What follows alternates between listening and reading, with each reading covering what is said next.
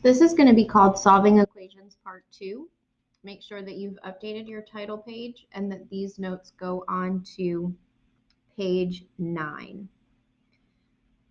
So I'm going to start by dealing with 6 here outside of the parentheses. Since it is in front of parentheses, we know that this means multiplication. So I'm going to multiply 6 times 5m, which gives me 30m. And I'm going to multiply 6 times negative 3, which gives me negative 18. On this side of the equation, my goal is to determine if this fraction here, when I multiply by both of these terms, is going to be simpler, and I'm going to be able to simplify those fractions, or if it's going to be more complex, and I'm going to get a fraction that's just more awful than the fraction we started with. So for example, number 8 on the practice that you're going to do after this video has a fraction that's 2/5, and nothing inside of the parentheses attached to it is going to simplify at all. If that's the case and it doesn't simplify, then we start to undo our fraction and deal with the denominator first and undo the denominator, just like we did in our last video, Solving Equations Part 1. Here, I don't have to worry about undoing the fraction, because if I think of what 1/3 of 24 and 1/3 of 12 is, both of those are going to be whole numbers. There will no longer be a fraction. So 1/3 of 24 gives me 8. It is still m. And then 1/3 of 12, excuse me, is 4. So now my goal is to get variables together and constants together. So let's start by moving the 8m. So this is going to leave me with 22m minus 18 equals 4. And I'm going to add 18 to both sides so that I get my constants together as well. So I'll have 22m equals 22. And then dividing by 22, these will give me 1, so it will be m equals 1. And if I substitute 1 back into my original equation, I should get both sides of the equation the same value. So that's our first example. Here's our next example. So I don't have fractions in this one, but I do have to distribute again. So I'm going to have 5x plus 5 equals 3 times 5x gives me 15x. 3 times negative 4 gives me negative 12, and then minus 10x. So I would combine like terms. Since there are x's together on this side of the equation, you could add 10x to the other side if you wanted to, and that would work as well. So I have 5x plus 5 equals 15x minus 10x leaves me with 5x minus 12. Now in this case, you should notice that the constant in front of x is the same number on both sides of my equation. That means, whatever I substitute in here for x, I'm going to get the exact same number when I substitute it on the other side for x. So really the question is, are these constants going to also be the same? Because whatever number is here, I'm going to add 5 to it. And then over here, it's going to be the exact same number, but now I'm subtracting 12. So these two sides of the equation will never be equal because our constants are not equal. This means we have no solution.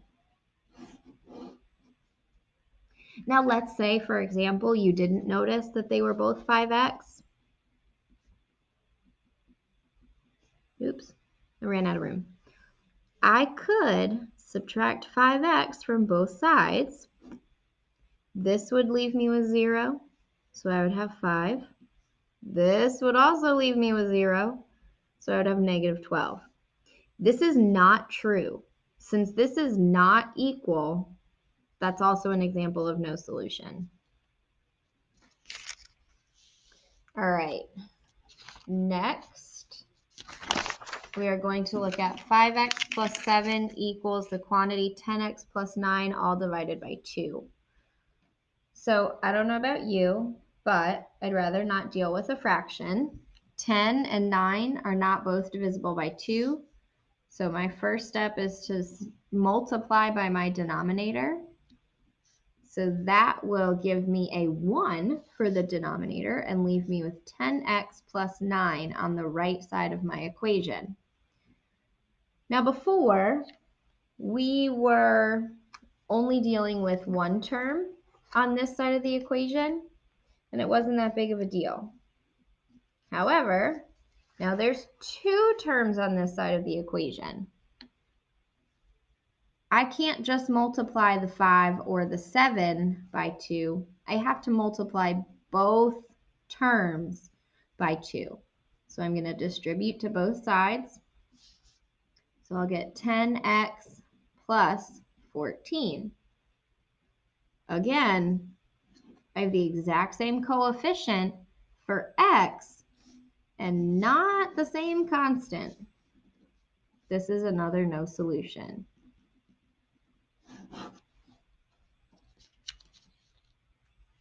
And last but not least, we have this fraction equal to 3x plus 9. Now you'll notice I'm going to have to distribute in the numerator, and I'm dealing with a fraction in the denominator. So the first thing I want to do is get rid of that fraction in the denominator. Nothing up here is going to change in the numerator. This is going to be exactly the same.